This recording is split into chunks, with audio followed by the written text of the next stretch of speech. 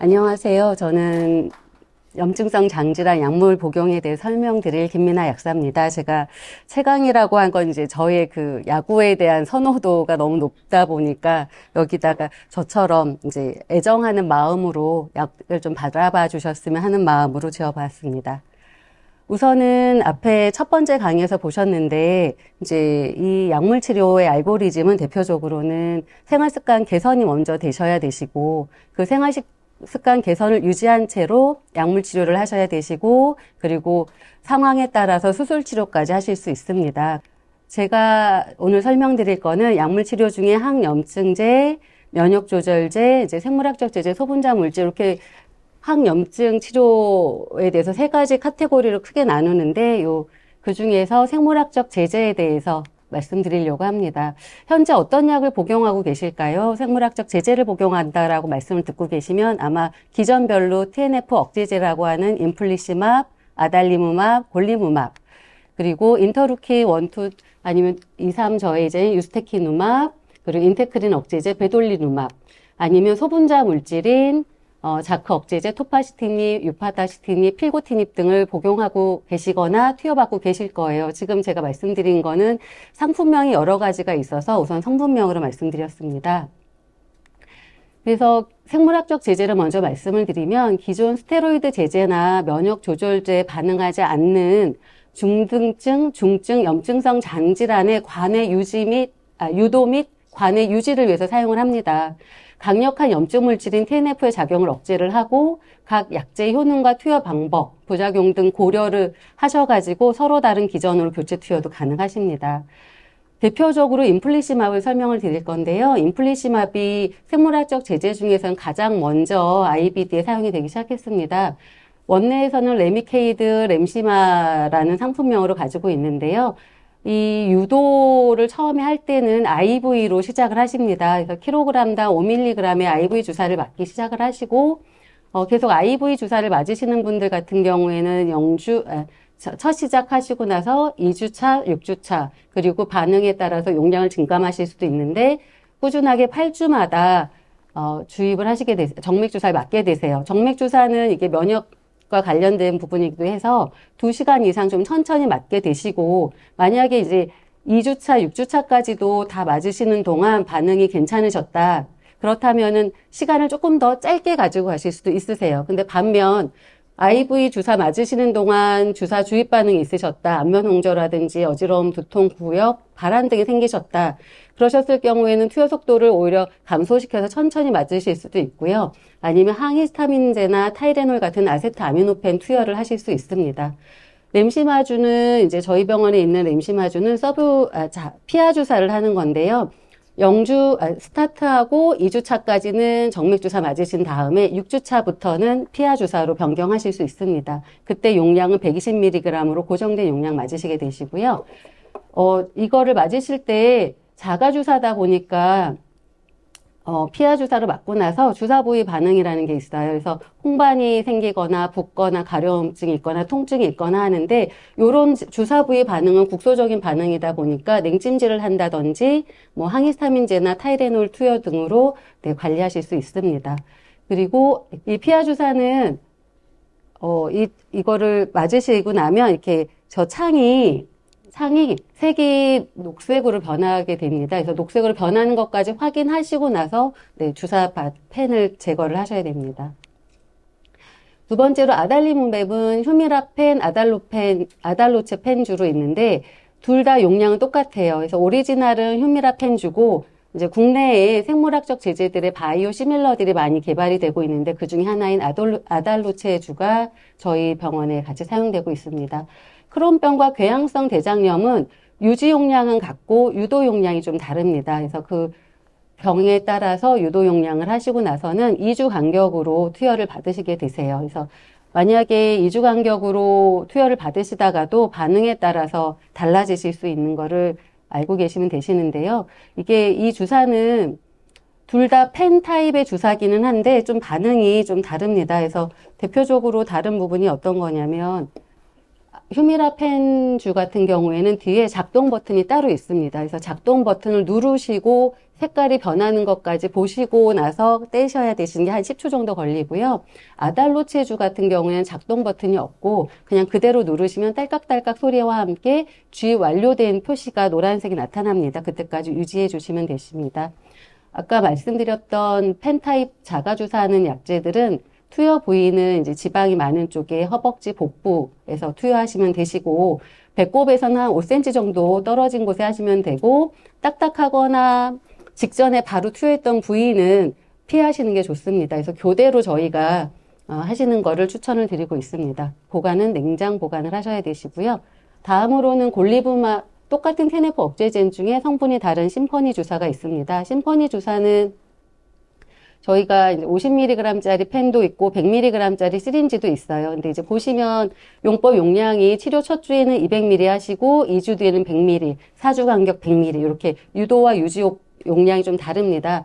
50ml는 사실은 IBD에선 거의 안 쓰신다고 보시면 되세요. 그러니까 건선이나 이런 생물학적 제제들이 면역학적 염증 반응에 많이 사용이 되다 보니 IBD 이외에도 건선이라든지 류마티스 관절염 이런 질환에도 쓰이다 보니까 이제 다른 함량이 하나 더 있습니다. 그래서 역시 냉장 보관하시고 대체로 흔들지 마시고 그리고 투여 전 30분 꺼내기는 이제 다시 한번 다음 슬라이드에서 정리를 할 건데요. 이게 너무 차가운 상태로 주사를 맞으시면 통증이 있으시기 때문에 15분 내지 30분 정도 실온에 보관을 하셔가지고 온도를 좀 올리시고 맞으시면 좀 통증이 좀 감소한다고 합니다.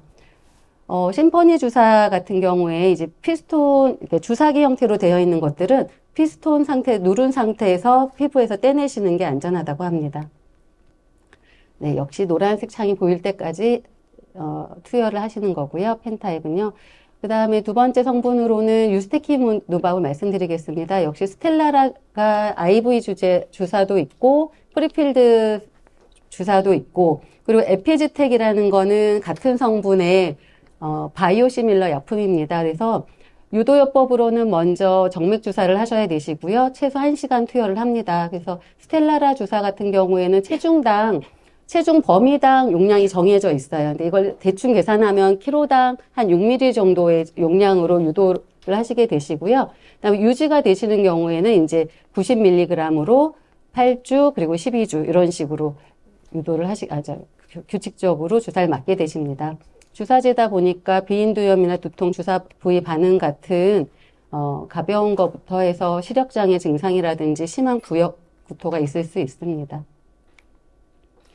베돌리주맙은 저희 병원에 킨텔렉스 주사가 들어와 있고요.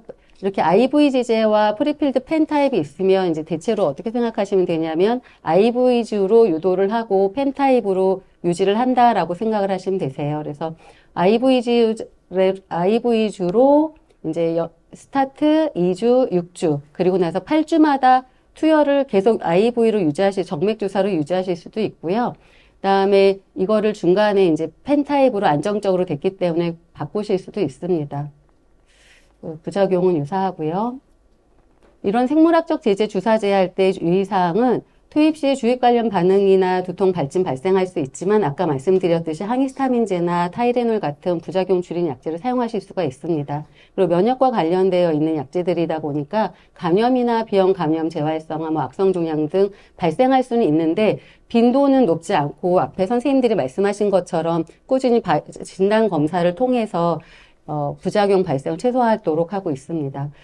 여기서 좀 중요하게 얘기하는 게 결핵검사입니다. 그래서 결핵검사가 필수인데 활동성 결핵이면은 투여 개시는 안 하시는데 잠복성 결핵이거나 여러 다른 결핵 관련 위험 인자가 있다면 결핵 예방 요법을 시작하고 있습니다. 자가 피하 주사 종류가 많았는데 주사 각도가 펜 타입이냐 프리필드 시린지냐에 따라서 조금 다릅니다. 그래서 펜 타입은 90도로 하시고 10초간 유지하신다면 프리필드 시린지는 꼬집듯이 잡고 45도 이런 식으로 좀 어떻게 용법 투여가 좋은지는 이제 아마 약을 받으시면 그림으로도 설명이 되어 있습니다. 투여 부위는 대퇴부 복부, 상완 바깥쪽인데 상완 바깥쪽은 사실 환자 본인이 잘 하기가 쉽지 않기 때문에 보호자분께서 도와주셔야 되는 경우도 많습니다. 투여 후에는 문지르지 않는 거를 추천드리고요. 약물 내 공기방울 보이는 건 이물은 아닙니다. 근데 이건 공기방울이 분명히 아니야라고 생각이 되신다면 투여하지 않고 제약사나 병원에 다시 문의를 해주셔야 됩니다. 그래서 지금 보이는 부위들 위주로 도락 교대로 해주셔야 되시고요. 이게 이제 보관 방법에 대해서 문의를 저희한테 좀 가끔 하시는데, 이 약재들은 냉장 보관을 합니다. 2도에서 8도가 냉장 온도고요. 사용 전까지는 포장 상자 그대로 보관하시고 흔들지 않는 게 좋습니다.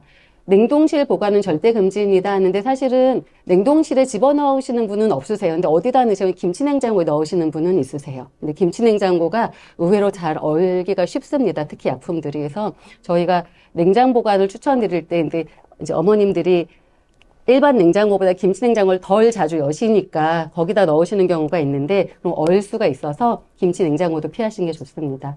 그리고 투여 전에 15분 내지 20분, 길게는 30분까지도 실온에 꺼내서 좀 온도를 맞추신 다음에 투여하시는 게 좋습니다. 그리고 실온에 보관되었던 주사는 다시 냉장 보관해서는 안 되는데, 사실은 솔직히 말하면 한 번은 냉장 보관을 실온에 나왔다가 다시 냉장고에 넣어도 되는 약이 하나 여기 있기는 해요. 근데 저희가 딱히 말씀은 안 드립니다. 왜냐하면 헷갈리셔서 내지는 너무 방심하실까봐 항상 냉장 보관하시고 꺼내면 투여하세요. 이렇게 설명을 드리고 있습니다. 그래서 램시마, 휴미라, 아달로체, 심퍼니, 스텔라라 프리필드, 에피지텍 프리필드, 킨텔렉스 펜 같은 자가주사약들이 있는데, 시간들은 꺼내놓는 시간들은 조금씩 다르고, 또 저희한테 이제 맞으시는 주사들이 틀리다 보니까 제가 지금 깜빡하고 꺼내놓고 냉장고에서 꺼내놓고 아직 안 맞았어요. 괜찮을까요?를 물어보시는데, 대체로는 한 번 정도는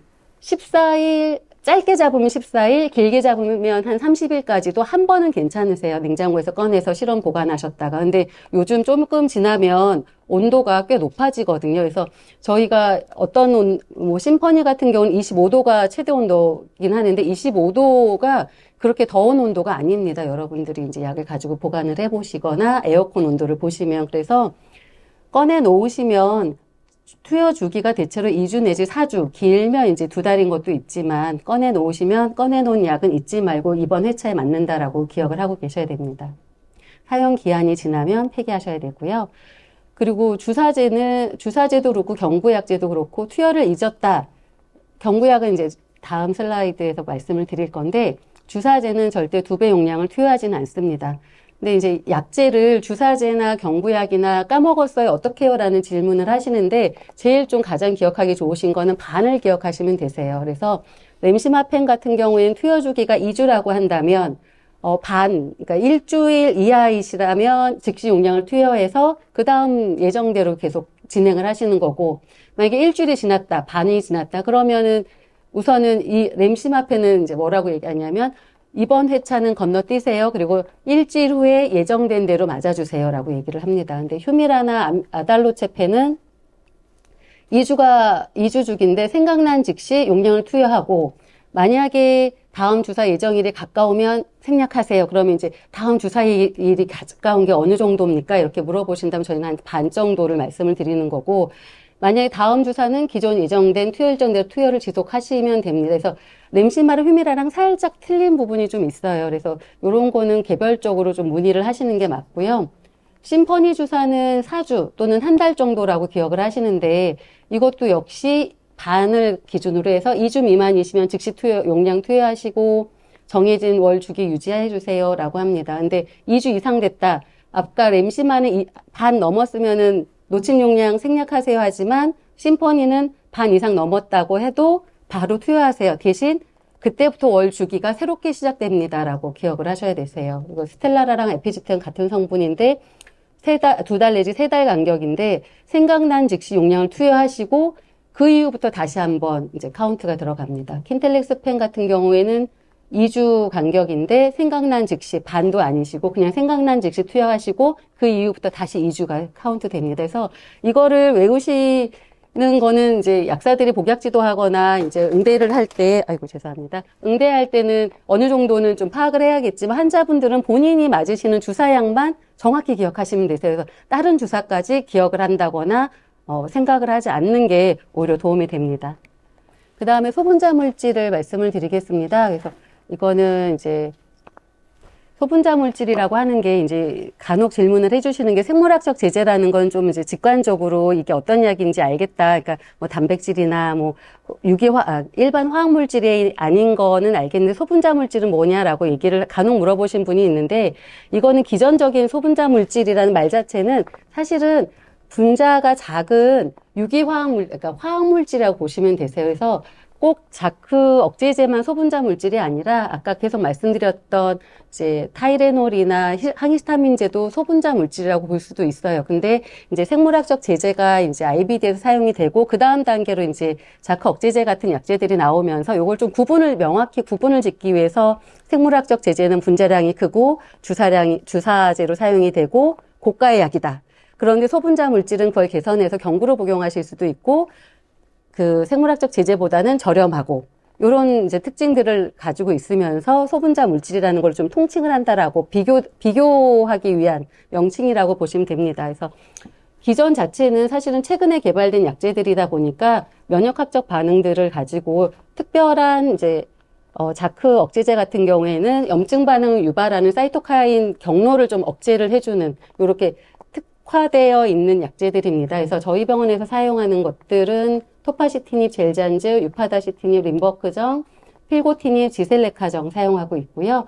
함량 성상은 2가지씩 가지고 있습니다. 복용 시간은 젤잔즈는 하루에 2번, 림버크정은 이제 ER정이라고 해서 서방정 제제이기 때문에 하루에 1번, 지셀레카 ER정 서방정이기 때문에 하루에 1번입니다. 3가지 약제 다 식사와 무관하고 이 3가지 약제 다 유도하실 때 용량보다 유지 용량이 조금 적거나 같습니다. 그렇게 기억을 하시면 될 것 같고요.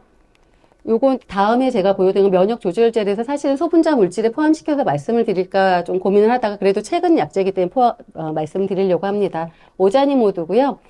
상품명은 제포시아라고 하는데 요 약을 좀 말씀을 드리고 싶었던 이유는 이 제포시아정이 이제 0.23mg을 데이 1, 2, 3, 4를 복용하시고 그 다음에 이제 2배 용량을 데이 5, 6, 7, 3일을 복용하시고 그 다음에 8일차부터는 0.92ml를 복용을 하세요. 그러면 이제 또 0.46의 2배겠죠. 중간 날짜에. 그러면 이걸 복용하시기가 어려우니까 회사에서 제품을 포장을 이렇게 1일부터 4일차 거를 해놓고 5, 6, 7을 이렇게 해놨습니다. 그래서 저희가 이게 대체로에 이렇게 박스 포장이 있으면 그 안에는 같은 함량들의 약들이 대체로는 포장이 돼 있어요. 그러니까 뭐 피임약도 날짜에 따라 다른 것도 있고 같은 것도 있는데 대체로 그렇게 되어 있는데 이 제포시아는 한 박스 안에 용량 자체가 틀린 약이 포장이 되어 있는데 이게 왜냐하면 환자분들한테 정확하게 점점 용량을 늘려가는 거를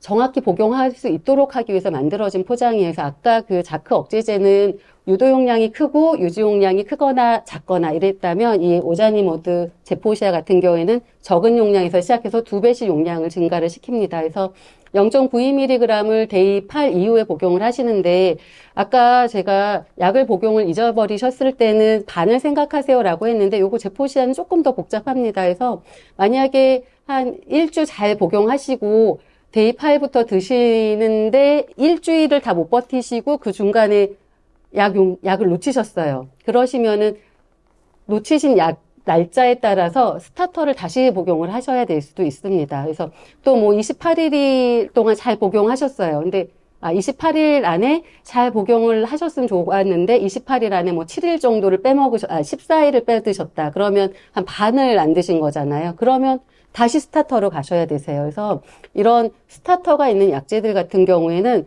정말 꾸준히 복용하시는 게 중요하시고 스타터 한 번 먹고 나면 난 그 다음엔 계속 유지니까 사실은 데이 8부터 계속 유지신데 데이 8부터 유지기 때문에 뭐 오늘 하루 이틀 안 먹어도 되겠지. 사실 하루 이틀 안 드셔도 될 수도 있어요. 근데 그게 반 이상 안 드셨다 이러시면은 다시 스타터. 근데 이거를 솔직히 말씀해 주셔야 되세요.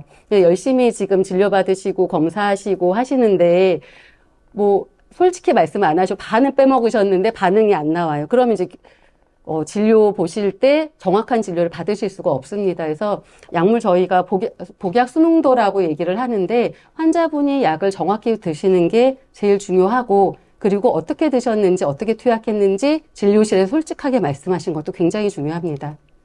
그래서 소분자 물질에 대해서 다시 말씀을 드리면, 아까 말씀드렸듯이 꼭 식후에 복용하지 않아도 괜찮아요. 식사와 상관없이 일정한 시간에만 복용하시는 걸 추천드립니다. 그리고 정기적 혈액 검사라든지 감염 예방에 주의해 주셔야 되고요. 또 하나 말씀드리고 싶은 건 생물학적 제재에 비해서 이 약재들이 저렴하기는 합니다. 하지만 알약들 중에서 저렴하지는 않아요. 그래서 여러분들이 이렇게 보관을 잘 해주셔야 되세요. 그래서 회사에서 나름 신경 써서 PTP라든지 아니면 이렇게 병포장인 경우에 앞에 처음에 있는 병포장에는 아마 실리카겔이 들어가 있을 거예요. 근데 간혹 이거를 개별 포장된 거를 약재팀에도 가끔 이렇게 문의하세요. 이거 좀 다 까서 저한테 투약해 주시면 안 돼요? 기계 포장 다 까서 해주시면 안 돼요? 라고 하는데 저희가 가능한 약은 다 기계 포장을 해드리지만 이제 이런 약재들은 회사에서 추천하지 않습니다. 그러면 저희가 환자분한테 다시 설명을 드려요. 개별 포장된 상태로 유지해 주시기 바랍니다. 라고 말씀드리고 있습니다. 경구약 복용이 잃어버리셨다고 하면 절대 한 번에 2회분 복용은 하지 않습니다. 아까 말씀드렸던 주사제처럼 복용을 잊어버리셨으면 생각난 즉시 복용을 하시고 림버크전 같은 경우에 10시간을 좀 기준으로 말씀을 해주시더라고요. 그래서 10시간 이상 남았으면 복용하시고 용량을 유지를 하시는데 만약에 10시간 미만 너무 다음 회차에 드실 시간이랑 10시간 미만이다. 그러면 이번에 드시는 용량을 생략을 하셔야 되세요. 여행 시에도 약을 챙겨주셔야 되시고 사실은 하루에 한 번 꾸준히 약을 복용하는 건 쉬운 일이 아닙니다. 하루에 2번도 그렇고 해서 일정에 맞추어서 복용 시간을 정하시는 게 좋고요. 복약 달력이라든지 일지 작성을 하신다든지 요일별 약통을 사용한다든지 아니면 요즘에는 휴대폰에 무료 약 복용 어플이 굉장히 많이 있습니다. 그래서 그걸 활용을 하셔서 알람을 받으시는 걸 추천드립니다. 앞에 진단에서도 말씀드렸지만 TDM이라고 해가지고 약물 혈중 농도를 유지를 하는 게 되게 중요한데 이 약 중에 혈중 농도를 유지하는 방법은 꾸준한 복용과 투여입니다. 그래서 꼭 반드시 약을 꾸준하게 투여 받으셔야 되시고요. 불규칙하게 약물 복용 투여를 하면 치료효과가 감소가 되겠죠. 치료효과가 감소된다는 건 재발 위험이 높아진다는 거고 제가 보여드린 건 뭐 재발 위험이 한 약 3배 높아진다라고 하는데 어떤 교수님들 강의에서 뭐 6배까지 높아진다라는 말씀들도 하세요.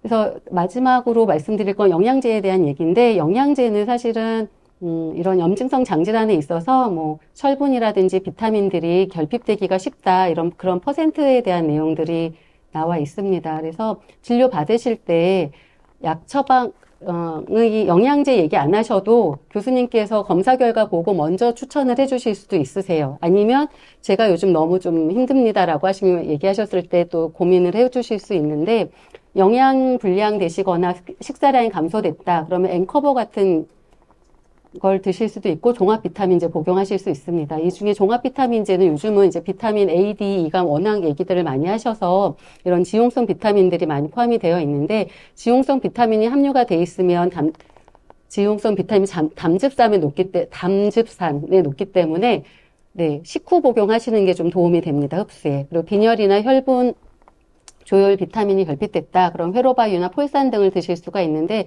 간혹 철분제 드시고 위장장애 있다고 하시는 경우가 있으신데 그때는 식후 복용하는 걸 추천드립니다. 비타민 D 결핍되면 이제 디카맥스 D나 에드칼인데 비타민 D도 지용성이다 보니 식후 복용 추천드리고요. 장내균총 같은 경우는 식사 무관하게 편한 시간대에 복용하시면 되세요. 그리고 마지막으로 말씀드리고 싶은 건 약 먹기가 힘들다, 약 투여가 힘드시다. 반드시 진료 보실 때 상의하시고 변경하시면 되세요. 절대로 중간에 약물 투여나 복용에 대해서 포기하시거나 느슨하게 생각하시면 안 되십니다. 그리고 성분이 불분명한 영양제는 그리고 건강기능식품은 간독성 우려가 있으니까 반드시 상의하고 드셔야 되고 제가 앞에 먹는 약은 뭐 알람 이런 얘기를 막 해드렸는데 영양제까지 그렇게 챙기시는 분들도 있으세요. 근데 다 챙기실 수 있으면 좋지만 제일 중요한 거는 치료약물입니다. 영양제가 아니라. 그래서 내가 오늘 먹어야 되는 약제 중에서 뭐 시간이 애매하다 그러면 영양제는 안 드셔도 돼요. 근데 치료약제는 반드시 복용을 하셔야 됩니다. 그리고 생백시 예방접종이 필요한 경우는 접종 시기를 조정해야 될 수도 있고 임신 수유 계획이 있을 경우에는 미리 의료진과 상의해 주시기 바랍니다. 감사합니다.